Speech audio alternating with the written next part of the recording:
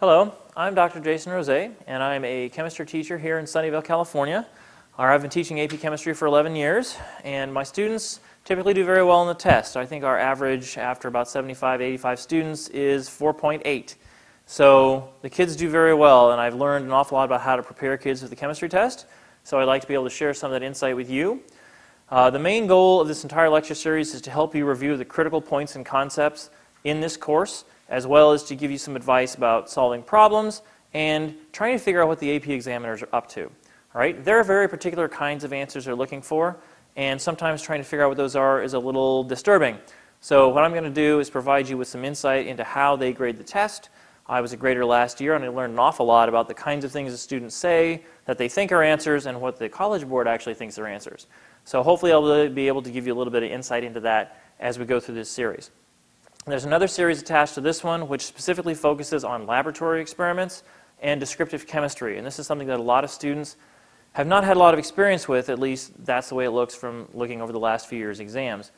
So the goal of these is to provide you some experience about here's what a lab looks like, here's how you do it, here's how you analyze it, and here are some of the problems that can happen. So if you've had limited laboratory experience or you really haven't had a chance to have a lot of hands-on time in the chem lab, it's a great series for you. Hopefully it'll also provide you with a better sense of the kinds of things that chemicals can do so that you can work on the descriptive chemistry section of the test with a lot more confidence. 2 tubes. In fact, I think they use that now when you're doing blood donation as a sterilizing agent because halogens do a really great job of killing microorganisms, which is one of the reasons you have them in your hot tub, by the way, and the swimming pool and just about everywhere else. And if any of you are swimmers, you know what kind of a wonderful thing chlorine does to your hair, right? It's a really good oxidizing agent. So we're going to take our last 2 corks, and we're going to cork these up and give them a good shake. And what that ought to do is push the iodine fairly convincingly into the nonpolar layer, so you can see a really nice pink color there. And we'll do the same thing in the other tube to get it ready for this reaction. Okay, there we go. Again, nice pink color. I guess you would call that fuchsia or something.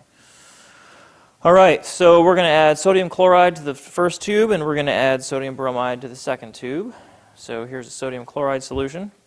Now, if you remember, chloride doesn't get oxidized by bromine very well, and chances are it's not going to get oxidized by iodine very well either.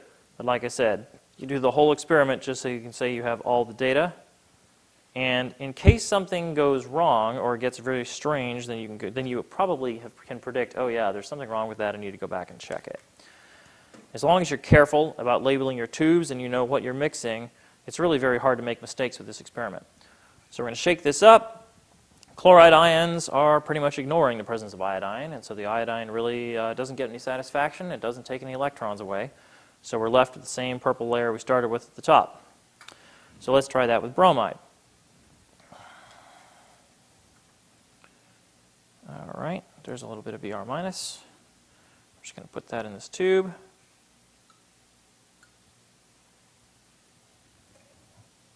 It's always a really good idea to close the caps on everything, just in case you trip and knock everything over, very little spills.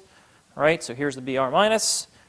And as you can see, Br minus isn't particularly interested in giving up its electrons either. All right, so there's really no change in the color of the layer there. And that would indicate that Br minus is not capable of giving up its electrons to iodine. So those are all the halogens. Now, while we've been doing all this, my metals have been reacting, so let's take a look at those and see if we can find anything that's changed. So anyway, that's the series. Hopefully you will find it useful, and you'll enjoy watching it as you study for your AP Chemistry test. Thanks very much. Hope to see you soon.